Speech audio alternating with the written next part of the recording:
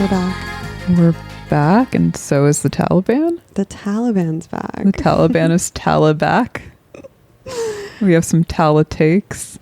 How come I can't think about the Taliban without thinking about "Come, Mr. Taliban, tally my banana"? And I don't even know what that is. I was thinking about it. I was like, I don't even know what that's a reference to. Like, It's like some song. yeah, but it predates like kind of my consciousness. I think. Just seared in your child mind. Somehow. Yeah.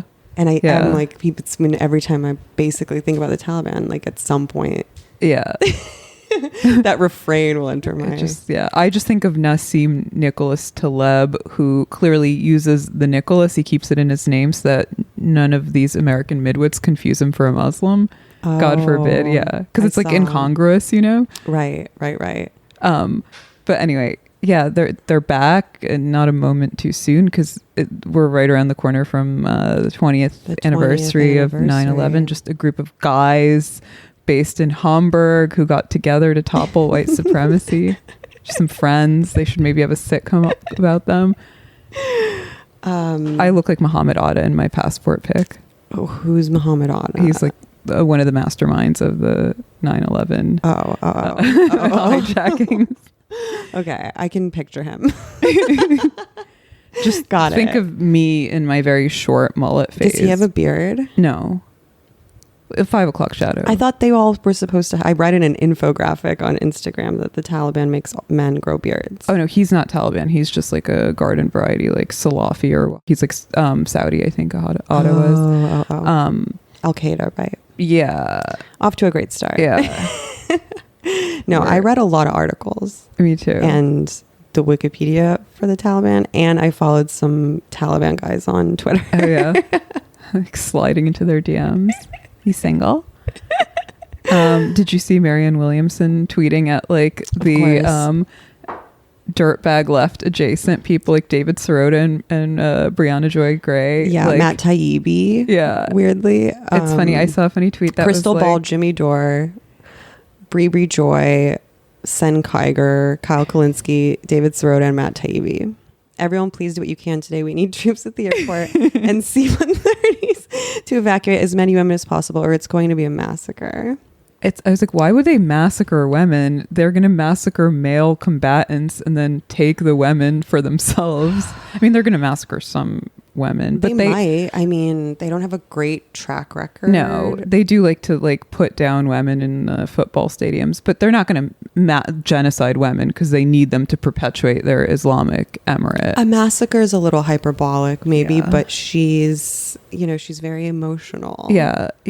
I understand this situation, like, regardless of what you think, it just like leaves. It's sad, and you can't not be sad for the women and children, even though they're being used as like the worst kind of like geopolitical pawn. Yeah, it brings out your inner libtard. It's hard. Yeah, it's hard not to feel. Yeah, for all those like school children and teenage wives. But I read an article in the New York Times about how the Afghan troops were like raping boys. Oh yeah, bachabazi. Mm-hmm. I know about this because I had my high school sweetheart was Pakistani from Karachi, but his mother I think was like an Uzbek or Hazara from Afghanistan, and he schooled me in the ways of the bachabazi when I was like a 15 or 16-year-old girl. Wow. So I'm an Afghanistan expert, and Lindy, this man, is great. I know all 7 ethnicities. And the tribes. I don't know all of the tribes. There's like dozens of tribes. There's like a dozen. Right? Yeah, there's a lot. I don't know a single one. Yeah. No, but I saw a funny tweet that was like, Adam Nick Stav. Why not us? If anyone is going to harness the power of love for political purposes. Yeah. But the welcoming spirit only extends so far, and my presence soon creates tension. It's because of you. They've just told me to stand to the side because I'm a woman. I'm like a Marianne supporter. If she runs again, I will campaign for her. I will endorse her publicly if she runs for president again. Yeah, I would have to think about that. But yeah, I was thinking, where the Red Scare erasure. Nick Mullen though would make a good mujahideen with that at Jack beard, that phase. Yeah, and maybe he could broker the deal. Yeah. Because he has such good social skills. Yeah.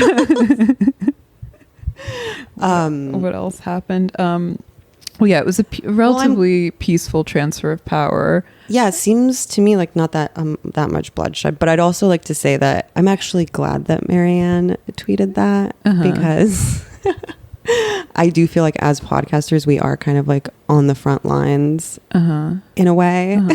Of the jihad. I was telling you that my personal jihad is putting together IKEA furniture, my personal Afghanistan, because I was like up in here all day, like slugging it out with my freaking Billy bookshelves. I declared a jihad against body fat today at the gym and entered what I'd like to call kind of a Taliban mindset. Yeah. You know, I was inspired to work out really diligently, right, and with incredible focus, as if I had a jihad of my own. So I thank them for that. But as podcasters, we are kind of, you know, on the front lines of podcasting, of culture, and people. We're on the front lines of podcasting. And people should be thanking us for our service instead of mocking us and, you know, making fun of us on the internet all day. Yeah, we did a lot of research for this episode. We kind of did. Yeah.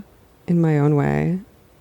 I read a lot of like little articles and went on a lot of threads and like gleaned a bunch of information. I don't have any. What is your take? Well, I don't. Let's boil all that down into like a quippy. I mean, my take is that this is like an opioid war. Yeah. That's my like Alex Jones galaxy brain take. And the market has shifted. Yeah. And Afghanistan, you know, I think it's like kind of like an autoimmune thing. It's like geopolitical iatrogenics. Like you got to keep the war machine and like the big pharma machine going at all times. So you have to branch out into like new theaters. Because fentanyl is the new. Yeah, I guess. Yeah. Opioid. But there's a lot of talk. I like wrote down China. Notes. There was a lot of mayhem, bedlam at the airport because people were crowding to get out of there, and some people were literally just clinging to engines and falling from the sky, which is like very symbolic, as Ben Braddock pointed out, because, you know, we started with people falling out of towers and ended with people falling from airplanes, like Salman Rushdie Satanic Verses style. Oh my god. Which is horrible. But I was like, Afghans are really not like us if they think that you can cling to an airplane. And I mean, that's part of that's a good point. In a larger way also, it's that Afghans are not like us. Well, yeah, they're not. And they're not, maybe they don't want liberal democracy. Yeah, totally not far-fetched, totally conceivable. But there's a lot of talk of American incompetence, like that Americans didn't prepare for the evacuation. They didn't secure the road to the airport. They did this pull out during the fighting season rather than the growing season, when the Pashtun tribes are engaging in warfare rather than growing their poppy seeds. And like, you know, in addition to plunging trillions of dollars over 2 decades into this conflict, they left retreated. They left a stockpile of weapons, and choppers, and like why didn't they destroy that stuff? Well, to me, it's unclear if that's like incompetent or intentional, because it almost feels you know, to make sure that the next superpower that gets its like grubby little paws on Afghanistan will be in for like a world of hell. Because these people are now armed to the gills with American weapons. But I don't know, like I have no intuition about this either way. I leave that up to the fellas.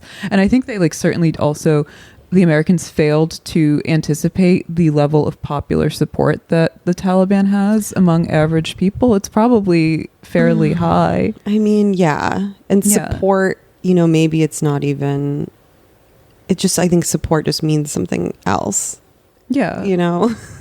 Well, it's interesting. I mean, it's like... And we were there for 20 years. For 20 years, yeah. And my take is like 20 years is such a long time. The Taliban's maybe different now. Yeah, it's like the sons of the original guys. Maybe they'll be, I don't think they can be as fundamentalist as they were 20 years ago. Well, maybe they can. And if they are, then we'll get back in there and for 100 more years until we really straighten it out. I mean, it was doomed from the start. So why not just give them a shot?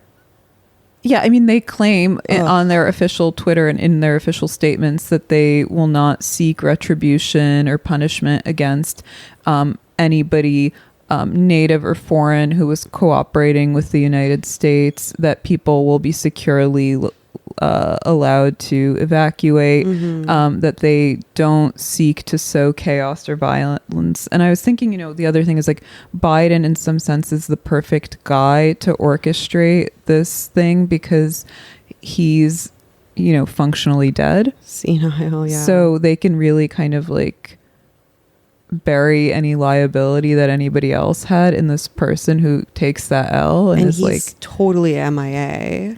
Yeah, and he also gets to take credit, right, in the minds of most people for getting us out of Afghanistan. And, he's an ailing geriatric who's not seeking re-election as far as I know. Of course not. But Trump did negotiate the deal. Originally. And Biden pushed the date forward to September 11th, but then pushed it back. Is that correct?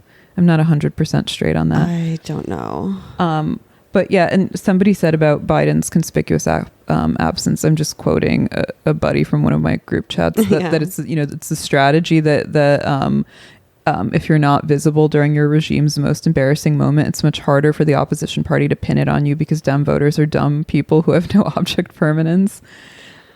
Wow. I just feel like, you can picture them smuggling Biden from whatever clinic he's in, like detox clinic. They have to give him like to the White House. Adrenaline shot. Yeah, in heart. A burqa. He's like, whoa. I mean, it's so Biden to bungle so badly and to be so like simple-minded and, I mean, absent, like dead-minded. Did you brain dead? Did you watch The Address? I didn't. It was today, right? Yeah, at 3:25. No, I missed it. I was straightening out my Morrissey post. My personal Afghanistan is steaming out the crooks and crinkles in my Morrissey poster. We should talk about that tweet also. Like everybody's heard like the cliche that Afghanistan is like the graveyard of empires, meaning no outside power has ever been able to conquer or vanquish it. But the flip side is also true. No internal cohort of people has ever been able to create total unity or stability within the country, because it's not really a country, it's a collection of warring tribes striking strategic alliances and vying for supremacy. What about though before the 70s, when you see all those pictures of Afghanistan with like groovy chicks and like cool like botanical landscape architecture and stuff? I think that was it was a monarchy, then it was a republic. Yeah. And I think that you're seeing probably images of like Kabul and like the major cities. Right. Like it's, they like to, people on Twitter like to wheel out those pics of like Iranian girls in mini skirts before the revolution. Yeah. And I mean, they tried. I think there was, the Soviet invasion happened because the Soviets were trying to install, as I understand it, a more moderate sect of communists than the ones that were kind of dominant, because they were trying to control the pipeline. Right. I was tweeting about today this film Marxists at it again. Yeah, exactly. This film that's really instructive on this topic, the Белое солнце в пустыне, which I'm sure, have you seen it? I've seen it, but not with any kind of mindfulness clarity of what the conflict really was. So, but I love the music in it. I listen really to that nice. song sometimes. But it was just, it's about the Russian Civil War, the Turkmenistan theater, about this Red Army guy who's trying to get back to his like Russian like Kristyanka wife, and it gets into all sorts of like Central Asian hijinks. But it's about basically it's like, you know, the Marxist man's burden versus like the white man's burden, like doing like a kind of cultural revolution in the Central Asian republics, liberating women. There's that iconic scene where he gets into the harem of his major foe, Abdullah, and he's like, okay, girls, now we're gonna, you know, do like equality of women, like communist style, and they scramble to cover their faces but end up exposing their tits instead. And then when he tries to like emancipate them, they appoint him their new husband. And it's about like the incompatibility of like, that's really good Russian humor. Yeah.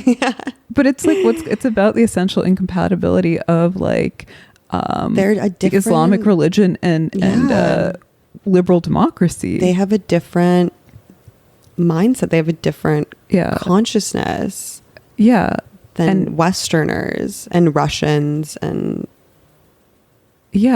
and it's Chinese people. There's also some evidence to suggest that Muslim women are more conservative, right, than Muslim men. But even that, like, it's because they've grown up in such a like, maybe if they were totally different and exposed to the ideas of like Western liberal feminism, they would appeal to them, but they don't even. I'm sure it would on some level. I mean, it's probably, you know, unless you're very wealthy, it's objectively materially better, but the jury's really out. I'm not being like provocative or facetious. The jury's really out whether in the long run it's spiritually and morally better to be a woman under liberal. I mean, I prefer to be a woman under liberal democracy than under like radical Islam for sure. But, like, for sure. Oh my God. But we ladies here have our own, you know, miseries and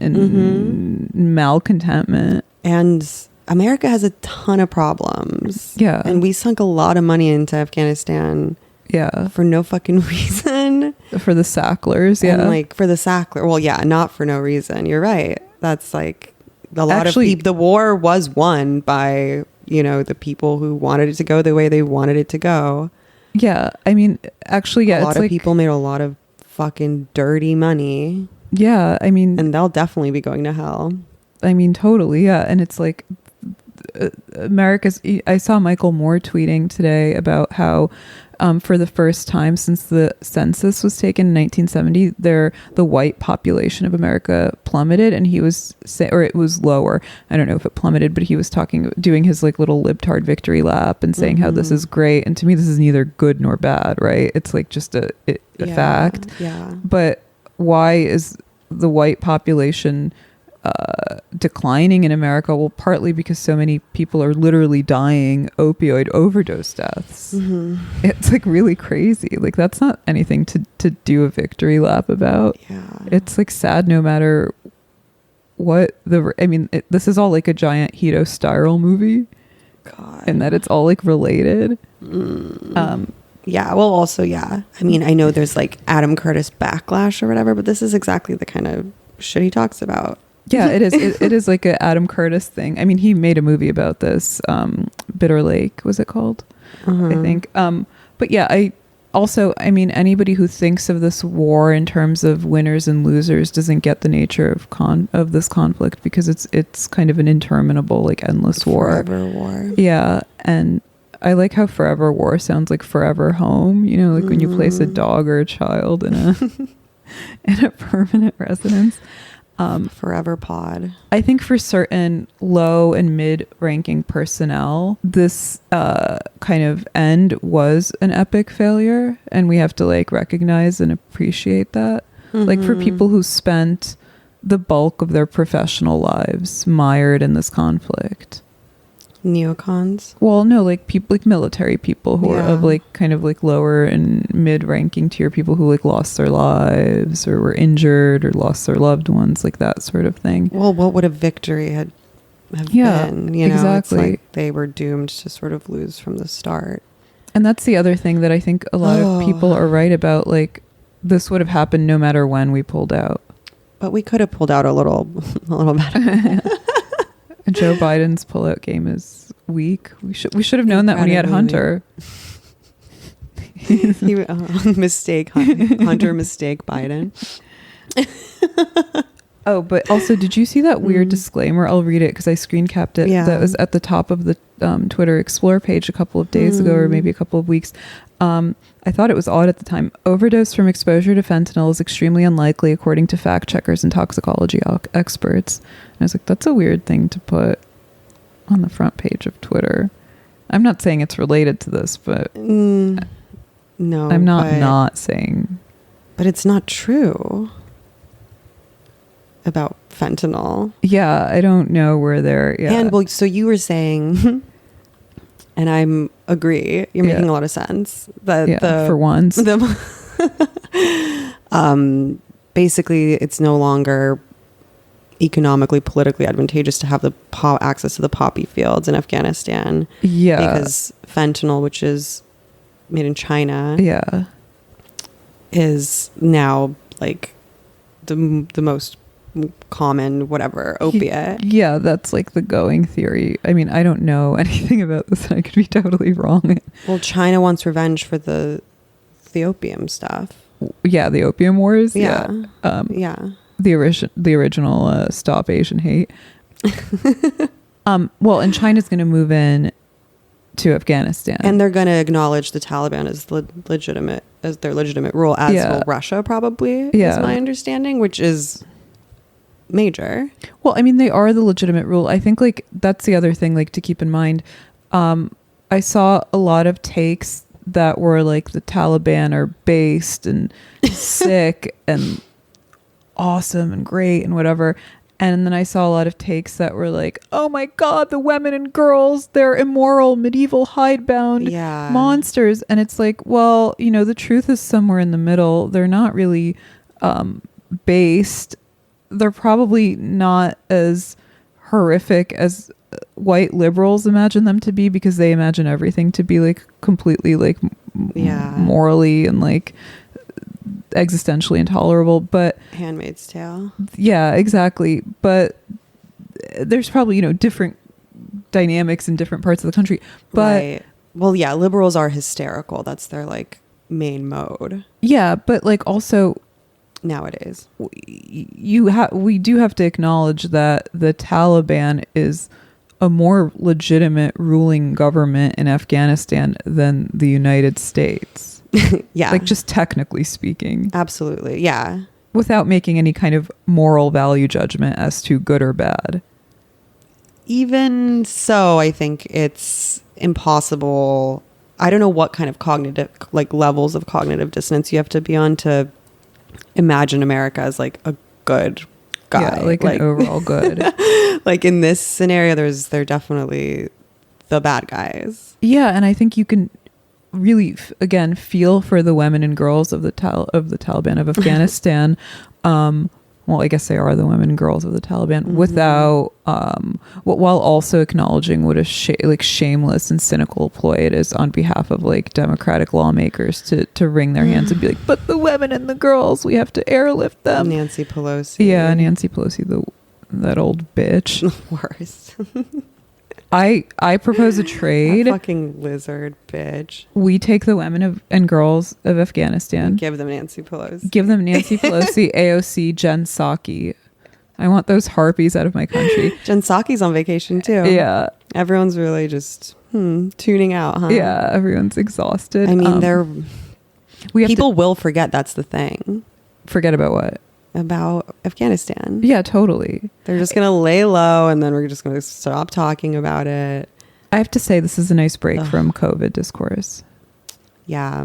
I think we should take... And it's kind of more interesting than Israel Palestine stuff. Yeah, it is. Yeah. It's more dynamic. Yeah. No, we've got to take the women and girls of Afghanistan, infect them with COVID, and drop them in the middle of America. Because white liberal girl bosses do need domestic help. Stop I'm it. kidding. We have to vaccinate the middle of them America all. doesn't have girl bosses. They do in Chicago. Yeah, Chicago. Chicago, you must take the refugees. Yeah. Michigan, they can vie with the Somalis or whatever. Minnesota. Anyway, you did some research and you found out that President Ashraf Ghani, who fled, his daughter Mariam is a art hoe. Yeah, Brace sent me this. He was part of my research was also asking Brace what was going on. Yeah. And yeah, he found the. So you fought in like a similar country that he knows about geopolitics. Yeah. He's been to the terrain. Yeah. He seemed like a good of a person to ask as any fellow podcaster on the front lines. Anyway, yeah, but didn't the president also like teach at UC Berkeley or something? And he wrote a book on how to rebuild failing nations. Oh, good. What's he up to now? I think he fled to, I want to say, Tajikistan, Uzbekistan.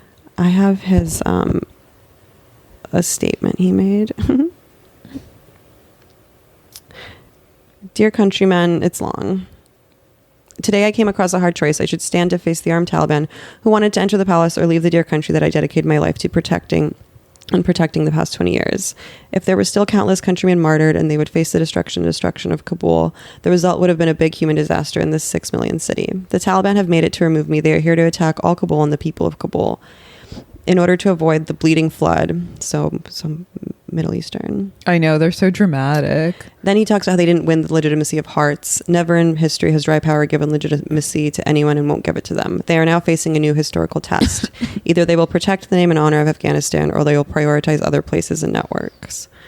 Make a clear plan to do so and share it with the public. Middle Eastern people are so funny. It's like General Dostum's AliExpress Versailles collection ass house, as somebody else put it. I'm not taking credit for that. But they're like, may thousands of jinn and glowing demons smite you by Allah on the battlefield. Flood. Yeah, it's like very horror vacuum-y. They have to like fill every crevice with like ornament decoration. It's actually really cute. Yeah, I enjoy it. But yeah, the other thing is I saw a lot of takes to the tune of like, well, the Taliban is good actually and based actually because they're trad. Interesting. And I actually would push back on that because they definitely adopt certain markers of trad. Like they've outlawed vaccines and abortion, women as a whole. And I think this is like pretty just like titillating and exciting for bored Western millennials such as ourselves who are just gripped constantly by ennui. Right. But I don't know, like this is to me a prime example of like, as I've always said, like trad is cope. It's also potentially LARP. Like to me, the Taliban isn't some like weird hidebound medieval formation. It's like literally a reaction to like globo homo, to like runaway globalization. It's a very modern formation. Wow. I mean, even like if you think about that symbolic thing that set it off, which was the leveling the destruction of the Buddhas of Bamiyan, that was designed for the eyes of like bleeding heart Western liberals to look at these people and be like, these monsters, these like ogres, troglodytes, like how dare they destroy art, like a canonical art, historical public sculptural work or whatever. I don't know about the Buddha thing. There was these Buddhas in Bamiyan in Afghanistan that the Taliban blew up on television essentially. Wow. Yeah. And I think that was like the symbolic moment. And right. It was like kind of the visual. And I definitely wouldn't say the Taliban is based, but I would say that their fervor and devotion is inspiring. Well, they have skin in the game. I mean, not to quote Peter Thiel, but to quote Peter Thiel, he wrote a whole essay about this back in, I want to say like 2008, 2005, called A Straussian Moment, where he argues that Western liberal democracies cannot hope to defeat Islamists who were then considered the greatest threat we faced because they have no skin in the game, they have no libido, they believe in nothing, they have no faith to fight for. So when faced with legions of armies of young, angry people who have something to believe in, who have a purpose, will blow themselves up for that purpose, we are doomed. Yeah.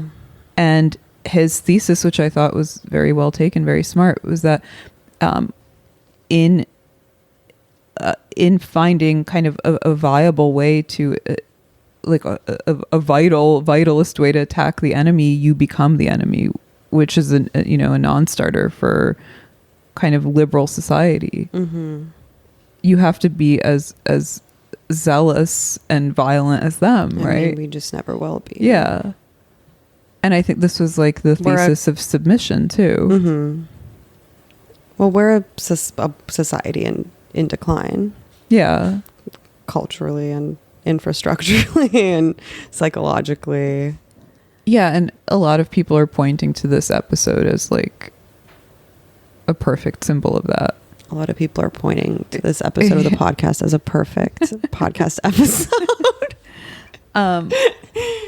Well, and the other incredible thing that my buddy Joseph Keegan pointed out is like for the first time in history, you can witness the enemy achieving victory from his own point of view as recorded on his smartphone. Mm-hmm. So, it's like, I was thinking like, oh, it's pretty sublime, but it's actually not sublime. It's sort of like the inverse of sublime. It's abject, because you see them lounging around in Dostum's mansion or using the elliptical I saw that. in the presidential palace wearing shavar kameez, or the thing you sent me of them playing bumper cars. Yeah, in the amusement park. I do find that to be sublime.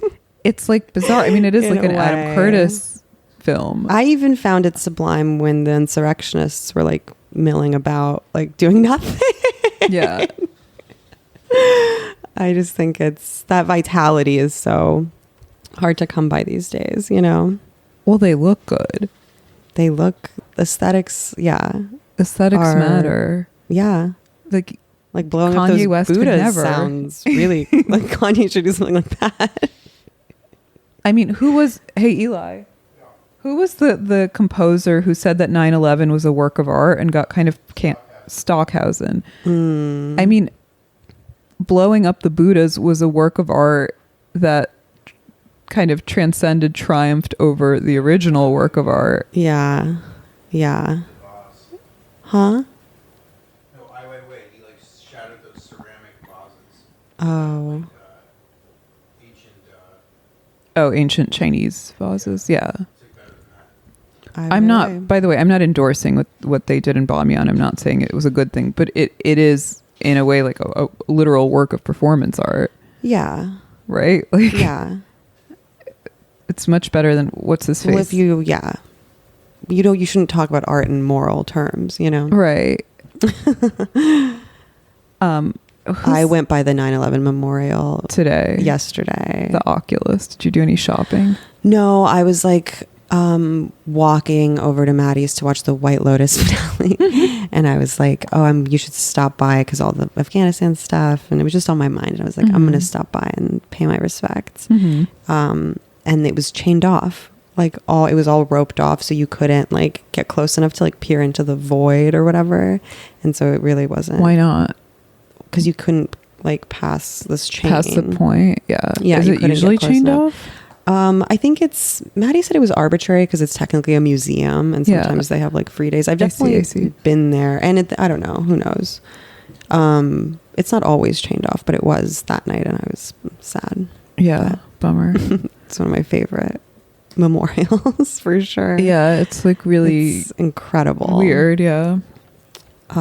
What a day. Yeah. What a crazy day. Well, that place is funny because I like going there and taking pictures of like tourists milling about and going to like Keels and Kate Spade.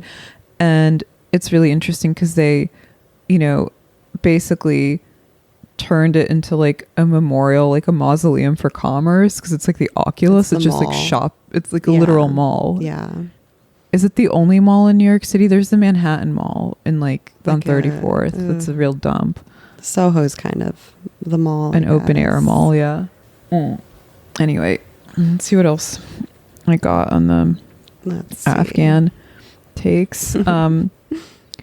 But yeah, I do like, I mean, I do really like their kind of like austere aesthetics, because it'll be like some guy who's like lanky and wearing like the Yeezy colored Shavar kameez and like wraparound sunglasses. Yeah. And like a military like fatigue parka. I think like the aesthetics really are what's so appealing. You know, like I told you about remember when I went to what's it called? Wasn't Dubai. Wait, the Emirates? No, it was a layover. I was just at the airport. Never mind. Dahar. Oh, okay. And it was, the Middle East is, it's so scary. And like, it's very different. Yeah. You know, and that's cool. Yeah, it's not compatible. It's not like it's non-compliant with liberal democracy. I think like the attractive thing about Afghanistan for foreigners, whether that's valid or not, the reason people like find it compelling, the reason that like the Nat Geo Afghan girl was such a hit. I wonder how she's doing right now. Sharbat Gula. Check in with her. I think she got slapped with a fraud charge. For what? I don't know. She's like a petty criminal because she's the eyes were a lie. Yeah, she was wearing contact lenses this whole time. But like I think that's compelling for people because it's like so unmanageable. Yeah. Afghanistan is the Gemini of countries. Totally. There's just like bullets going everywhere. Like I said, I mean, this whole idea that like, you know, we should have learned a lesson from the Soviet Union, which bungled their war. Well, they were also in rapid decline when they withdrew in 89. Yeah, they fell within 2 years. And so people it's really want to make this analogy again, implying that we're going to be felled within 2 years. I don't think that's what's going to happen. No. But maybe. America is too Russia, big the to Taliban, fail. China. Yeah. You really think so? I think America will go on for hundreds of years like the Roman Empire. It'll like slowly slog along without any kind of definitive end date. It's not going to be like wiped off the map by the new axis of evil of like China, Russia, and the Taliban. But the fentanyl. Yeah. We wouldn't be able to fight a war. Yeah, well, you know? That goes without saying, because everybody's like, what if they wage war on obese us? and retarded? Yeah, exactly. What if they wage a real jihad? They're gonna import mujahideen. Well, that's the other thing. That's another reason why the Taliban are so compelling, because it's like these like young and gaunt but attractive people with like fire in their eyes that people mistake for religious zealotry and fervor, but it's really just hunger. They're just like malnourished. They do have fervor. They have to. Do, yeah. Like they wouldn't do this if they didn't. Yeah, but Westerners don't have anything to believe in except for liberal democracy, which is a sham. Well, they literally have no libido, and these young people are uncorrupted, unspoiled by seed oils and inflammation causing compounds and seed oils. No, I'm serious. And endocrine disruptors, like they're not like obese and sluggish. They're not slack. Yeah, which is weird. Right, I think for people. Cheekbones are cut. Yeah. Yeah, their cheekbones skinny. look like they're made of like low grade marble or something. They're strong. Yeah. I mean, I think that's why when I do squats, I think about those guys. Yeah. Like in a sexual way or in an envious way? No, and just like that, you know, like really devote yourself to something, devote yourself to getting into the best shape of your life. Well, that's the other thing. Like, I don't know if Pain they are weakness leaving the body. It is, yeah. Mamba mentality. I don't know if they actually believe. I think they believe that they believe, but I'm sure there's also some of them are LARPing and some of them are just opportunists who have joined the winning side. I mean, some of them, it's a big group of people. Yeah, I mean, I guess everyone LARPs in one way or another. They're not all like religious purists. I mean, maybe not, but I think a lot of them are. Yeah, I mean, probably, but also because it's like the only thing they've ever known. Exactly. I don't think they even would understand cynicism, potentially, you know? Yeah, they're unironic people. Because of Allah. Though I saw a thread, I think Tim Dillon retweeted from a girl who was stationed there, and she was a bit of like a lib and was kind of freaking out about it. But she was talking about how they would comb through their phones looking for terrorist activity, and all they found were like Bollywood videos. Because all young people are like drawn to pop culture, you know? Pepe memes. Yeah. Do they have TikTok in Afghanistan? Taliban TikTok? They must. I have no idea. That would be funny. China didn't introduce it to them because they're not trying to compromise the fabric of their society. I mean, China's going to be up in there like extracting resources. So that'll be, I don't know if that's going to be like uniformly, probably unilaterally bad for the United States, but I'm too stupid to definitely. This is all very bad for the US. Yeah. It's also bad for like the ruling class, the so-called blob or whatever, but I don't know. Is it bad for the ruling class? I mean, in the moment, because they've been humiliated and chastened, they'll be back though. But the Sacklers. Yeah, but they're the subject of a lawsuit, right? That they had to back down, which is why this happened in the first place. But I think like the ruling class, I mean the neocons, like some people are speculating, and again, I have no particular instinct or intuition for this, that the neocons will be back. And what I would believe is that the US and the Taliban have like some sort of secret sweetheart deal behind the scenes where they're like working together. Yeah. I wouldn't be like too surprised by that. I mean, instability in the Middle East, someone is benefiting. Yeah. You know, and that's why I feel like, I don't know why, I don't know how or why, but I think those elites are up to it again, Anna. Yeah, I mean, it always comes back to pedophilia too. Of course. Yeah. Because people were like, the women and the girls. I was like, what about the boys? What about the boys? I mean, we know that during the U.S. occupation, the whole bachabazi thing was rampant, and all these warlords had like boys chained to their bed or whatever. Yeah.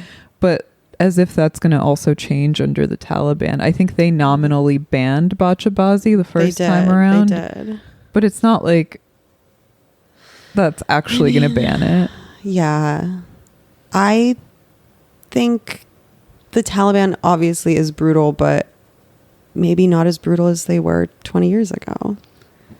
I like what you're with the Bollywood videos and stuff. Like they've had to modernize enough to maybe be not so bad. Well, I think if they want to be taken seriously on the world stage by players other than the United States, they have to at least function like a legitimate government. Yeah, exactly. They have like skin in the game, not just spiritually, but also, you know, geopolitically potentially. Yeah, and it's obviously in China and Russia's best interest to cooperate and court them. But if there's a sweetheart deal between the US and the Taliban, I wouldn't be surprised if there are some like really complicated. Yeah. I mean, but it might just be sheer incompetence. Yeah. Like that video of Biden talking about how like, yeah, there's no way it's not going to be like a Friday to Monday thing. It's like them taking power, which is highly unlikely. And it's not going to be like Vietnam where they were going to have to chopper people out of the embassy. And then that's exactly what happened. He described it like clairvoyantly in the negative, you know? Yeah. Like he can't, you know, well, Biden is, What's going to be funny is when all these Afghan deep state collaborators come to the United States as refugees. Yeah, and become woke. Oh, no. And start finger wagging everybody else about white supremacy, you know? That'll be a cute little moment we can look forward to in like 5 to 10 years, something like that. I hope it goes okay. What? Afghanistan. I hope they figure it out. I mean, I guess either the Taliban reigns, but maybe okay. And like as okay as it can get. Yeah, or like the neocons stage another intervention. Right. And this goes on again. I really, again, am like out of my league on this. I'm like a fish out of water. I don't think, I'm just thinking strategically here. Yeah. Like, General Dasha. Yeah, exactly.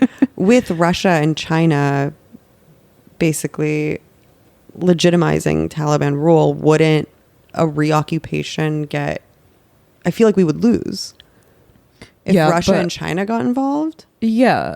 But who, I think weirder that would, things have happened. Definitely. Yeah. I wouldn't put it past these American dogs. Yeah. I've already seen the neocons kind of melting down and freaking out at Biden, talking about how he's like disgraced the nation and I saw some guy going on a tweet storm and then writing an entire article about how actually the American public is to blame. I saw that but couldn't read it. I didn't even understand, went way over, what?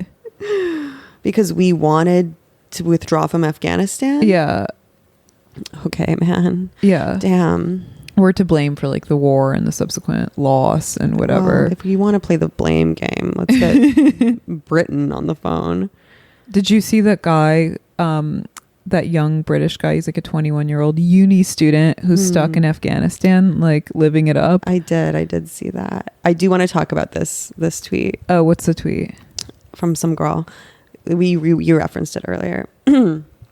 Sorry, not going to care about Afghanistan because I grew up with an alcoholic, psychologically abusive father in constant state of distress, anxiety, and worry about the future. Hearing the key in the door every evening was my own, in quotes, Afghanistan for almost 20 years. A lot of people dunking on her, but she's not wrong. She shouldn't care about Afghanistan. She's got her own BPD to worry about. Yeah, and that's probably should have kept that to herself. Well, she can't help it because she's BPD. But she should be taking care of her mental health and stuff instead of tripping about Afghanistan. 100%, I'm with her. We should airlift self-care packages to the women and children of Afghanistan.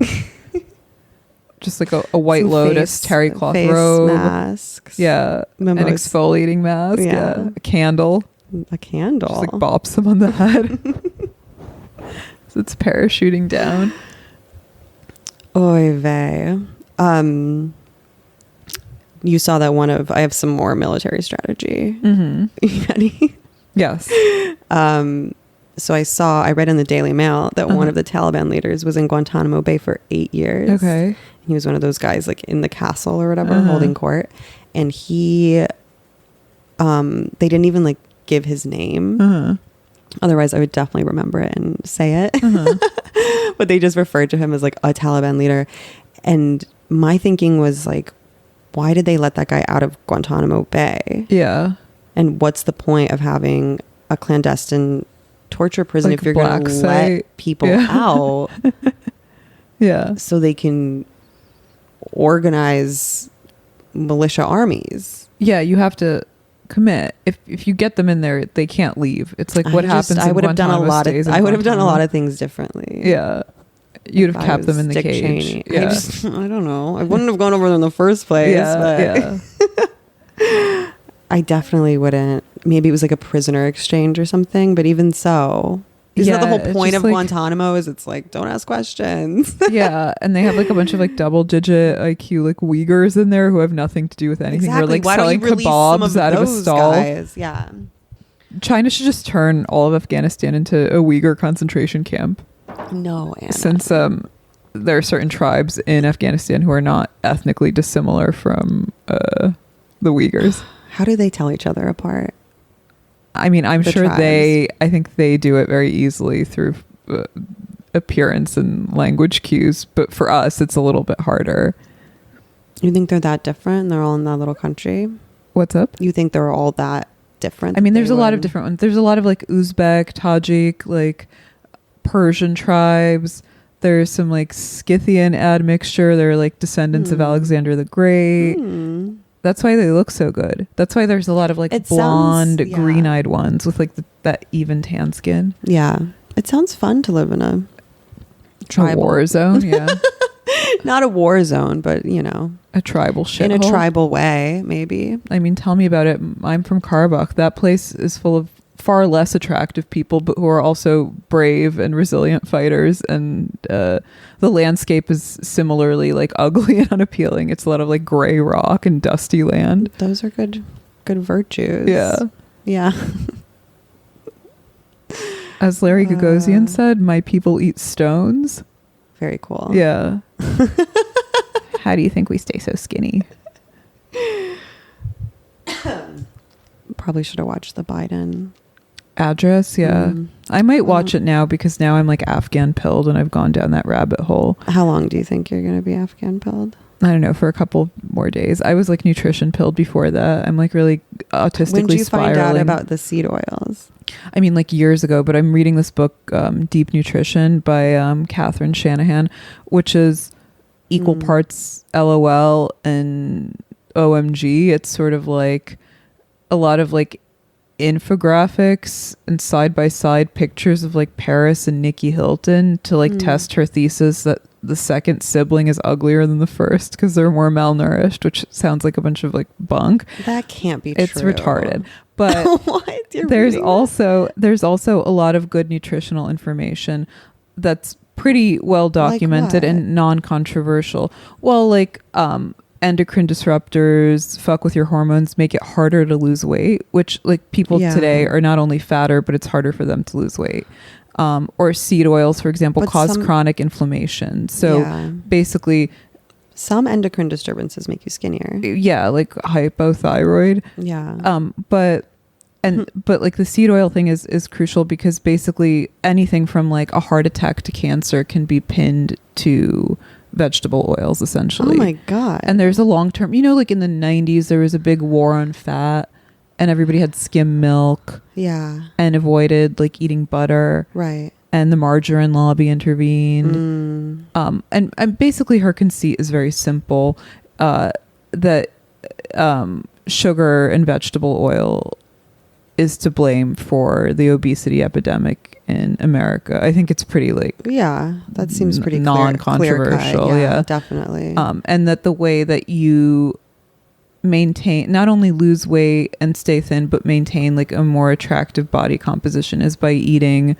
like meat on the bone broth, fresh seafood and fresh produce. It's like very like basic. Yeah. Mediterranean. Exactly, yeah. Or like Japanese, like all the diets where people live to 100 and are skinny. Well, Japanese people have a macrobiotic thing, which is different. Yeah, well, she's also into like probiotics and fermented foods. Cool. It's a good book. It's like a lightweight read. I read it when I'm like breastfeeding. Yeah.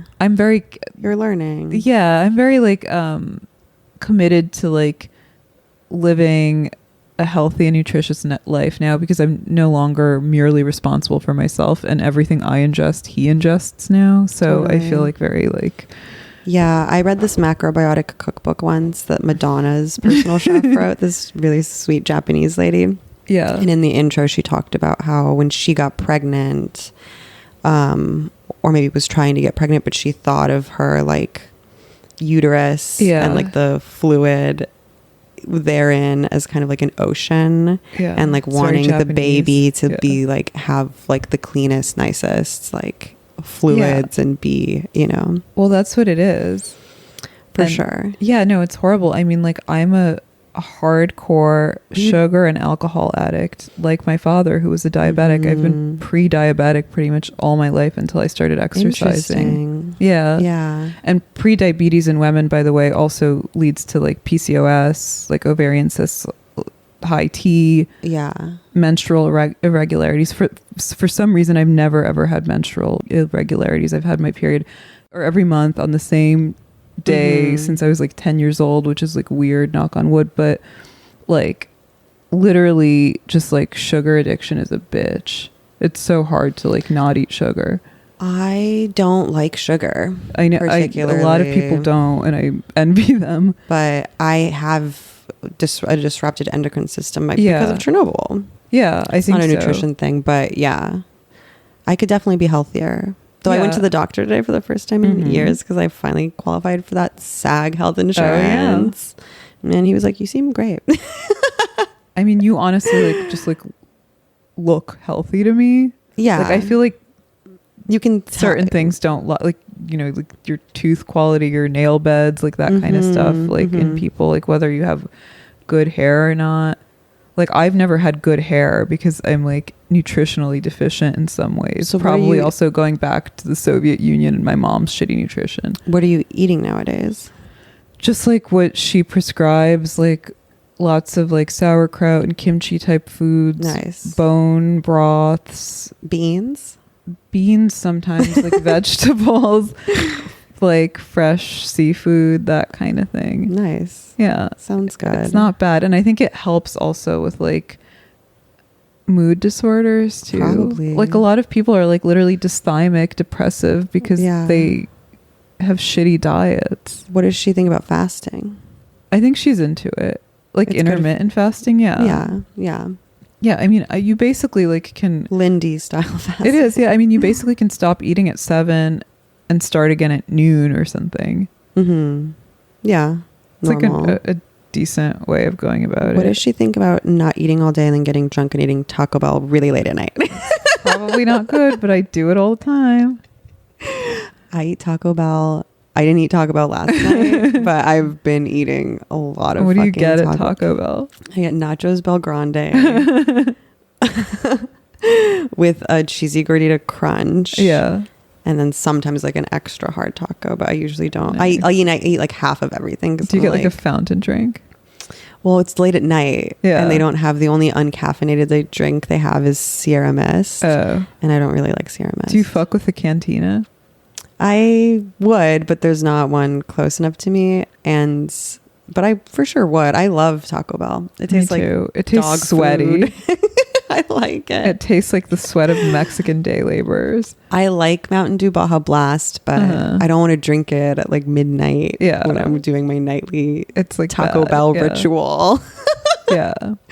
Oh my God. Well, the other thing that this woman talks about is how it was previously thought that any difficulties you had, like diseases, ailments, were due to gene mutations or gene deficiencies. But she says it's often due to like epigenetic phenomenon, like your genes switching on and off depending on what kind of diet you have, and that's like backlogged in your genome from like generations ago. So you can literally coast off of the fumes of your genes. Like so hence cretinism. Cretinism? Yeah. Like a cretin. It's like not like a retard. No, Khachiyan. like Khachiyan. Yeah, but it's a real like cretinism is like a condition that's like probably not very popular these days. It's like a deformed, like look at this picture of a cretin, and these are all like the factors. It's like low IQ, nutrition, climate, soil, social situation, and they're like a little cretin guy. Yeah, he's cute. But that's what happens if you like for sure. You can but what I'm saying is you can coast off of your genes, like the fact that we only went to the dentist for the first time in 10 years and neither of us needed dental work is due to your great grandparents and grandparents and parents and the doctor today was like, any diseases in your family? And I was kind of like, kind of no, just retardation. I was kind of like, no, I'm allergic to bullshit. I am kind of fine. Thank God. Health is wealth. It really is. And I'm it's one of the few things that actually tangibly truly matters. I didn't tell my doctor about eating Taco Bell, but I think he would have said it was okay. Probably would have. He told me it was okay for me to smoke cigarettes. My doctor said that too. They said basically if he said try to not, but well, they say like, well, how many do you smoke? And you're like, oh, like under 5 a day, and they're like, you're fine. I smoke like 2 packs a week. Roughly.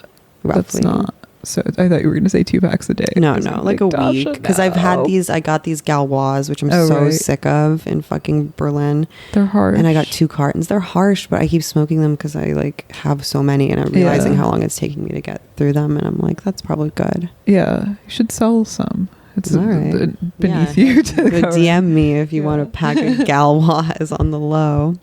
I'll throw them up on the merch site. Should we talk about Cornel West? Yeah. Oh, I was gonna ask you what you think the Taliban guys eat. Kebabs.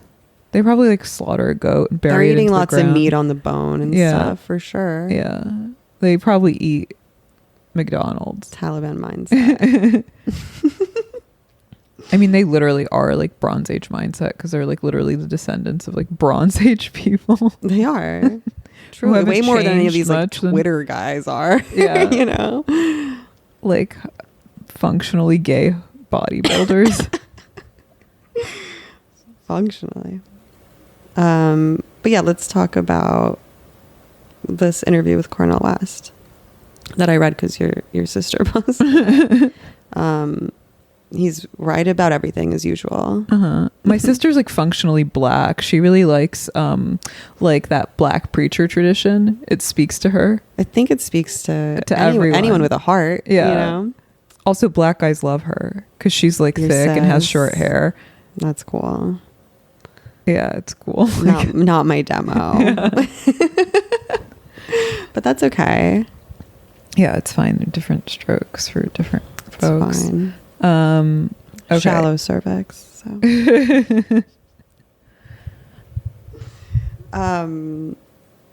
In this interview, he talks about like the legacy of Christianity and leftism, but also very eloquently about like talking to people he disagrees with. Which he must have listened to the last episode of our pod because we were kind of on that tip. We were kind of on that tip. And the interviewer asks him about a colleague of his. What's his name? Or like some other intellectual who says like anti-Semitic and homophobic stuff. Do you know who I'm talking about? Oh, Louis Farrakhan. No. This other guy. Oh, the Princeton professor. Yeah. The Robbie George. Yeah. Cornel West says, when the biblical text says one should allow nothing to get in the way of one's love for God and neighbor, we have to take that seriously. I'm not saying everybody has to follow that. That's my understanding of what it means to be a follower of Jesus. Many Christians would say I'm wrong. There's a whole host of Christians who would send me straight to hell. I thank God that they're not in control of things. And then the interviewer keeps sort of pushing on the Robbie George stuff, and he says, I think Robbie is wrong on a number of issues. We've talked about it in public and private, but that doesn't mean he's got some kind of taint, that you can't be in the same room with him, you can't have a conversation with him, you can't argue with him. That's true not just about Robbie, that's true for anybody who I have deep disagreements with. I mean, that was not only well said, but just like personally fortifying. Yeah. Because sometimes I'm like, why shouldn't I talk to this person? Yeah. Because they have a bad reputation? Like, that's ridiculous. Why? Like, isn't just like at bare minimum, isn't your duty as like an intellectually curious person, especially when we work in the podcasting industry, to the talk podcast to wars, all sort of different people, right? Yeah. To even if you end up disagreeing with them, to understand your opponents. Or not even opponents, maybe even is too strong of a word. Just your fellow man. fellow man. I think Cornel is laying on the Christianity a little thick, because I would say that his major sin is vanity. I think he's a brother who's feeling himself and he wants to be liked. And as far as sins are concerned, vanity He wants to be liked, but not as much as he wants to be right and virtuous. and true. Which is why, I think a lot of people suffer because they want both, and you can't have both. You can't be a truth teller and always likable. They're incompatible. Well, a lot of people don't like Cornel West. Yeah. He's taken his share of shit. But I think, like, as far as sins are concerned, vanity is a relatively harmless and forgivable one. Definitely. And people always without fail confuse vanity and narcissism. Vanity is being a little bit too preoccupied with outward appearances and perceptions. It's a hot girl taking a selfie. Narcissism is a totally different beast. Narcissism means you are incapable of love and you are incurable. You know what I'm saying? Like, and it means that it doesn't mean that you love yourself or find yourself attractive or find yourself to be intellectually superior. Yeah. It means that you deeply hate yourself because you depend on the opinions of people who you loathe and don't respect for your validation, which is like an Afghanistan type situation of the mind. Totally. A like war you'll never get out of that. Mind. Yeah. Absolutely. Yeah. No, narcissism, I agree. Narcissists fundamentally hate themselves. Yeah. It's a preoccupation with the self. That is so like deep it becomes like a black hole. It's bottomless. Yeah, it's not it's not a preoccupation of the self where you are like, it's not whimsical the way vanity is. Vanity's very outward facing. I think that there are people who are guilty of vanity who are very much capable of love, right? Of course. And the vanity's not like the most attractive or like trustworthy quality, but it's not the worst quality by a long shot.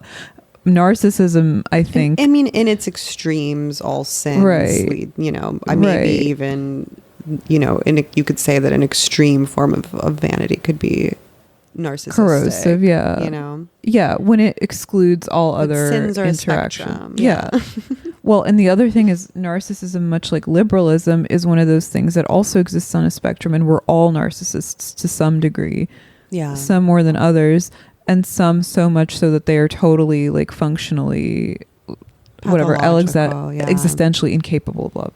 And I think there's more and more of those kind of people. Malignant narcissism is the clinical term for it, I think. I was out in Dime Square the other day with my sister. We were getting dinner, and I saw these girls who were like very pretty and like very well dressed, hugging each other in this, like, I don't know how to describe it because it was very intuitive, in this completely false way. Not to say that they were like competitive or jealous of each other or anything like that. I don't know their dynamic, but the whole interaction was like inhuman, antisocial. It was false. It was like, again, a simulacra of like a social interaction. And I thought like, wow, on the whole, people are becoming way more physically attractive, but way more morally and spiritually unattractive, especially like in the coastal elite cities. I don't know about the middle, Yeah. I mean, I see a lot of that sort of thing in the West Village. There's a lot of very attractive, very high functioning people. Should we crack another? Is there I'll take a little bit. There's a lot of very attractive, very high functioning people who seem like they are normies, for lack of a better word. And I see them, it's very like evocative of like American Psycho, like eating at these sort of trendy restaurants, all kind of dressing the same, participating in this like high conformity culture that feels very false. But then I also imagine that they probably have like tons of private horrible anguishes that are even all the more painful because they have to present in such a like rigid, highly conformist way. You know? I think what I love... Does that make sense? Yeah. What I love about Cornel West is that he doesn't strike me as a miserable person. No, definitely not. He's not a miserable prick. No. He, he definitely is capable of love through the grace of God. Yeah, but I think you're right. There are a lot of people who go home and they privately agonize and like seethe, which is all the more sad because if you find yourself in that situation, it's like a dead giveaway that your priorities are misaligned in life. I think it's totally normal to feel like insecure sometimes, priorities or like are disaligned, of course. Yeah, but it's very hard to be like an integrated person. Yeah, and there's always something that's gonna like be a thorn in your side. I get it, but I think that he's right. It's almost like an inverse Taliban argument that he's making. My only question was like, I wasn't sure why they were so heavy on the DSA stuff. Not because I like hate the DSA even or anything, but because it like seems irrelevant now. Well, I think because of like, I don't know, Dorothy Day and like, the Christian tradition of leftism. Okay. I think is the thread Yeah. that they were trying to like elucidate something about, because Jesus was the first communist. It's like there is what leftism at its most robust, I think, does have like a Christian. It does, yeah. And that's what he says in the piece too. I don't have the quote, but he says like contemporary Christianity, much like the rest of American culture, is like too preoccupied with like success, and that doesn't have anything to do with being a Christian. Yeah, with like marketing. Yeah. And lifestyle. Yeah. Real Christianity is about like solidarity and love and sacrifice and like taking care of the most vulnerable people. And self-effacement fundamentally. Not self-loathing, but self-effacement. Yeah. And sacrifice, duty, whatever. And not self-effacement with the expectation of getting something in return. Right. Like that cynical style of martyrdom that you see all over the place now too. Yeah. Where people go the extra mile and then seethe privately when it's not recognized. I mean, and they do it time and time again. Especially women, I think. Though men do it too. Women really be doing it. Yeah. And that's a narcissistic disturbance, I think, as well. What, like time and time again, sacrificing and martyring yourself? It's called codependency. Yeah, that's true. Attaching yourself to people, so then you can like project and call them a narcissist for like extracting your resources, but really you want to be like victimized and punished by them. Yeah. Have you ever read Drama of the Gifted Child? No, what's that? You should read it. Okay. It's about, not because I think you're a narcissist, but it's by this woman, Alice Miller, who was like a child psychologist. And the subtitle is, it's Drama of the Gifted Child, How Narcissistic Parents Form and Deform the Emotional Lives of Their Children. It's really short, but it's just about how like... It's like a psychoanalytic. If you have a narcissistic parent, chances are you become a narcissist. It's also like nutrition. It's like there's this void that gets created. Yeah. And children, especially when they're gifted or sensitive or like precocious, can pick up on their like parents' narcissistic need for them. And then they, end up never really establishing like a real a healthy like ego, a healthy like egoic relationship with themselves. I'll give it to you. Yeah, I'd love to read that. So meaning that they take that formative early relationship with the parent and extrapolate it to future relationships with other people. Exactly. Like friends primarily and like romantic partners. Yeah, I can see that like being a contagion. Yeah. Yeah. I mean, it's like very scary. Yeah. I don't know. That kind like confronting actual kind of malignant narcissism has always, or like malignant BPD has always been like a very like existentially terrifying thing for me. Yeah. I mean, I think in its extremes, it really is like highly disordered and probably incurable. Yeah. But in that way, still like even sadder because it's like they can't help it. Yeah. And I mean, that's why I was really drawn to Lash, because I was absolutely like obsessed with understanding narcissism as a modern phenomena, but also as he says, right, the narcissist makes the ideal candidate for psychoanalysis because the analysis can be interminable because there's no cure. Well, it's Alice not like Miller neurotic. says that the psychoanalyst actually is the perfect candidate for a narcissist. Is the ultimate narcissist. The ultimate narcissist. Absolutely. Yeah. It's like two narcissists bouncing against each, colliding with each other in a room. I have a lot of issues with therapy. I finally quit my shrink because I was like, this isn't for me. I can't, function in this paradigm. And I think my like also therapy is going great. That's good. But I was like, I think like my shrink also is probably not that great, but it's something that I don't want to. I think first of all, you're doing a different sort of therapy, which is like a Jungian Enneagram thing. I don't like the Freudian model.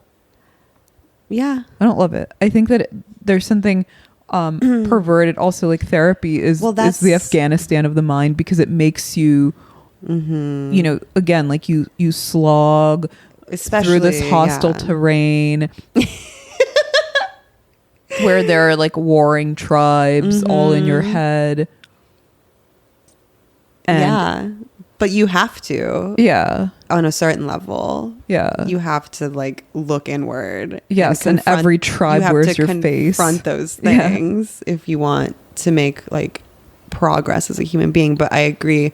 Yeah, like Freudian psychoanalysis. Well, that's why I am so interested in it, like it so much. I think it's because it is so perverted, and there's something about Freud that I always really vibed with, and it is because it's perverted. But in terms of like therapeutic benefit, like actually trying to be more functional, more integrated, more like to really reckon with yourself is like, I think Freud is probably a mistake. Right. And I think like also that's why I'm drawn to like the history, the intellectual history of psychoanalysis, for sure, Freudian psychoanalysis.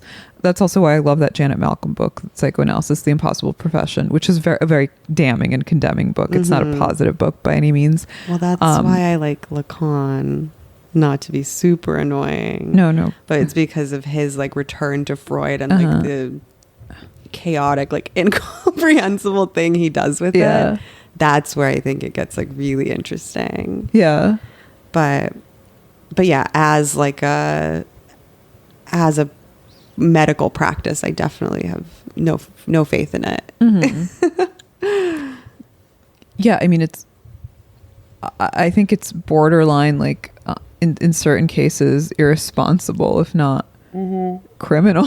Not everyone's cut out for it, for sure. CBT is definitely the move, probably. And I think it's also, I mean, it's a very Jewish profession. I can never tell which combination makes more sense, that Jews are the women of ethnicities, or that women are the Jews of gender, because Jews are the women of ethnicities, because there's something like they find it very titillating to talk about themselves and only themselves for hours on end.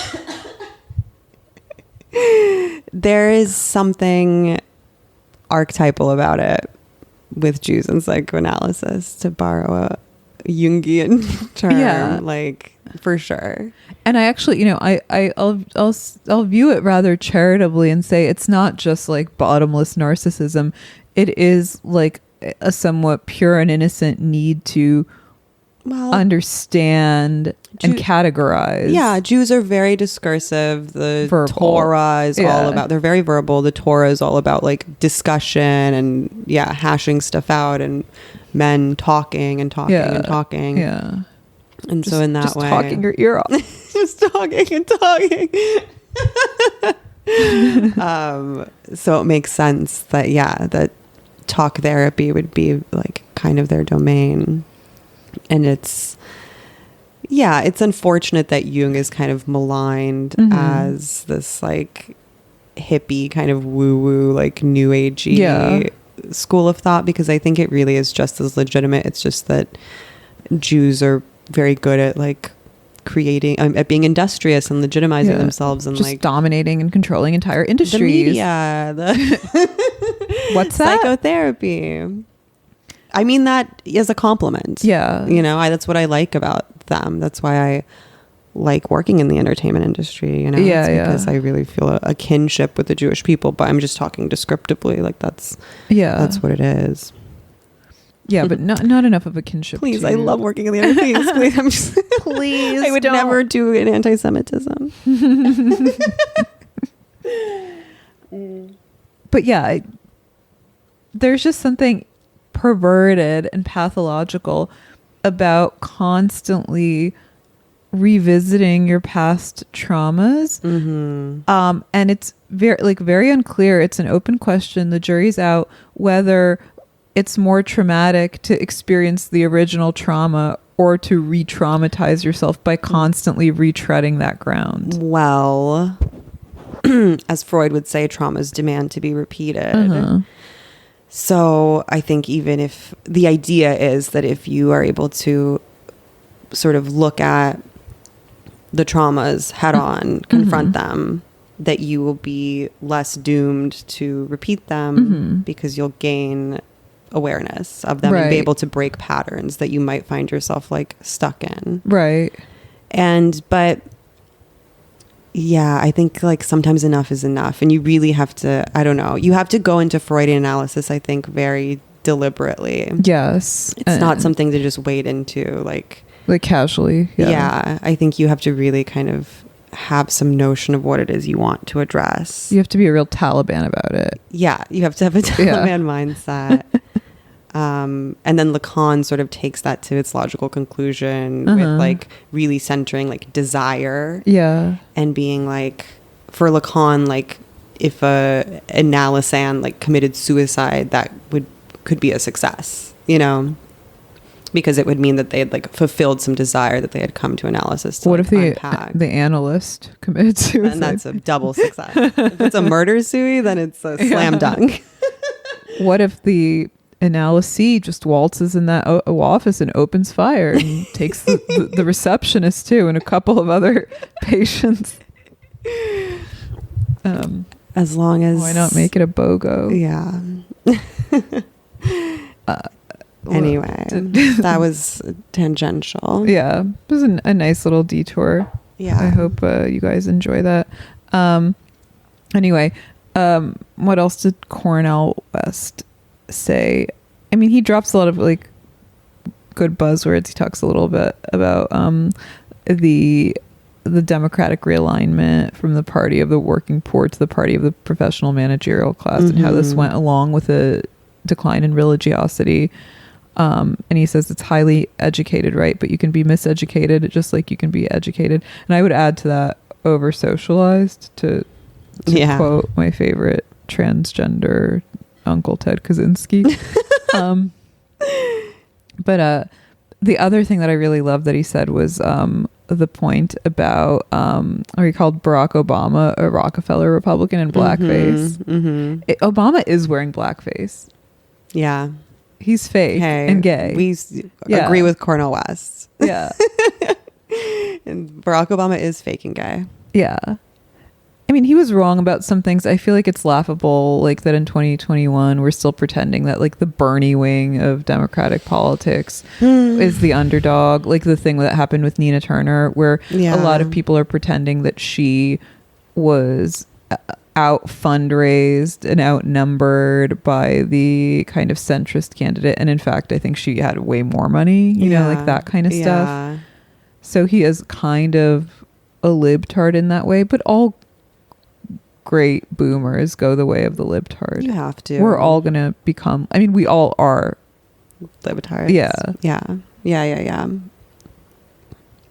But I think there's still, I mean, I really loved the last thing he said, which was, people come to me and say, uses a high-pitched voice, "Oh, you called Obama the black mascot of Wall Street. That's the worst thing possible." No, what's worse is promoting a policy on the back of working people. So you're right. When we have a disagreement, we've got to be very honest. And sometimes when you're honest, lo and behold, the language can become hyperbolic. Yeah. I was like, yes. I was like, that's right. Sometimes I'm being so honest. Yeah. And I'm using extreme language. Yeah. And it's not up to my haters to dissect what what I mean. I'm grasping at a bigger truth. Word salad. Hyperbole.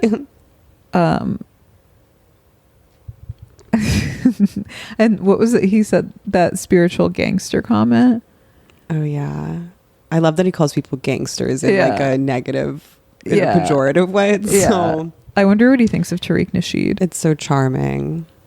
I wonder what he thinks of Tariq Nasheed. He probably forgives him for his sins. Yeah, he would probably have a conversation with him. Yeah. It's not as if he has some taint. But yeah, I think he also like he's not really talking about adopting like religion wholesale. He's talking about like adopting the spirit of religiosity and letting that be your guide. Yeah, like he's not telling people that they all have to be practicing Christians, right? No, he's not being that preachy about it or dogmatic, I think, but I do think that they go hand in hand. Yeah. I think you have to believe in God. Yeah. To believe in love. Well, yeah, I mean, you have to believe in something. Yeah, but that's very hard. So again, like, I always chuckle a little when people are like, Anna is LARPing as trad, because I've never ever portrayed myself as a trad person. You had a baby out of wedlock. I have a baby out of wedlock at 35. I'm like a reformed party girl. I'm not trad. I've never aspired to be trad. My only conceit, which I think is the correct conceit, is not a statement of value, but a statement of fact, I think, is that most people, the vast majority of people, would be happier with a smaller boundary, with more limitations. I think most women overwhelmingly probably want to get married and have children, to use that example. And I think that gets confused for me, saying that women should all be barefoot and pregnant in the kitchen, which I've never supported. That's not that controversial. It's not at all. I mean, it's opinion. I think that sounds very sound. Yeah, I think most... And liberal feminism has led them very much astray. Yeah. But I guess to that point, I think... Jihad. Yeah. But I mean, to that point, like, I don't know if it's possible for large swaths of people who have, again, an internal monologue, a running meta narrative going on inside their heads, to actually plausibly become religious in the old traditional sense of the word, because you're too self-aware and you know too much. What, like, but that's not how faith works. Yeah, but I think it's very hard. It's challenging for people to be able to sustain the faith. Yeah. Right? Yeah. I mean, to develop a faith that you never had, for the most part. Some people did. I mean, you did, but I'm reared in a totally secular mode. I mean, I'm like a spiritual person. I feel like I believe in God. I say a prayer every day. Okay. But religious. Yeah. I mean, I don't think he's advocating for any, like, particular denomination of Christianity. He's not saying you have to be like a practicing Catholic that goes to confession and takes communion. It's, I think to your original point that it is about like a spirit, but I think it is still, I don't think you can fake it. Yeah. And that religion, as opposed to just spirituality, does just give people a good structure and a framework in which to like practice those ideals. Yeah. There's a lot of social incentive in it, you know, and that's sort of the point.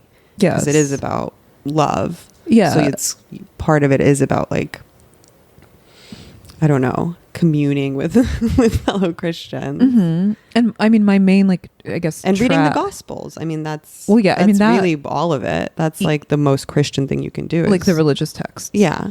You can't go wrong with that, because even if you come away from it just as secular as you were going in, you would have learned a lot about just like every discipline under the sun, essentially. Yeah. But yeah, I was like reading, like I was thinking about this because I read that Liz B piece in The Atlantic about J.D. Vance and how he was weaponizing children by using the phrase "the childless left," and I found myself like nodding along to that piece, because I also actually like very much didn't like that phrase. I thought it was, I understand that it was like kind of meant to be like pithy and snarky and have a Trumpian vigor, but I thought it was unfair and harsh. The childless left. To call like a giant group of people the childless left. I think charitably maybe he was talking about the mouthpieces, like the ambassadors, who are legitimately like antinatalist. Well, and I think that also speaks to something that Mr. West was talking about, which was on the left there being this very unchristian, very secular streak of like ideology. Yeah. And that is not a robust foundation on which to build like a vibrant leftist movement. Yeah. Especially compared to something like, you know, like Dorothy Day and the Catholic Workers and like a spiritual religious love for mankind. Yeah. As opposed to what like the DSA or whatever is turned into, which is like, I don't know, people like whispering and talking about how abortions are rad or whatever those like people do, and like shunning people, and like that's not Christian. And that's really what Cornel West is kind of on about, is it's like, that's why the left is sort of like doomed to fail, because these like purity politics they're narcissistic and they're antisocial. Exactly. They're bloodless and loveless, and I feel very vindicated. And you'll never win. Because like maybe 2 years ago we said that saying something like abortion is rad is just morally disgusting and reprehensible. It really is. Yeah. And like, so I was thinking also about these new campaigns of like people like JD Vance and Blake Masters. I like Blake Masters. Don't crucify me. JD Vance, actually, I think he leaves a bad taste in my mouth. I know like a lot of people I know seem to be very bullish for him. He wrote Hillbilly Elegy, and then it was made into a movie, and now he's running for Senate, I think. He freaks me out a little. But I was thinking about like how this new coalition of like kind of trad young men who are saying and doing all the right things for the time being are almost an anti-squad. Like they are to the right what the squad is to the left. Yeah. And it's very hard. Like, I want to believe that some change is around the corner, but it's very hard for me to believe that this is anything more than a branding exercise. So again, I'll believe it when I see it. Yeah. And everything sort of seems to go that way. Yeah. Unless you're literally the Taliban. Yeah. Whose brand is strong. Yeah. Their brand is trending. Big time. Yeah. Yeah. Anyway. But they didn't do it with branding alone. They did it with convictions. Grit and gusto. And lots of calorie restriction. See you in hell. Allahu Akbar.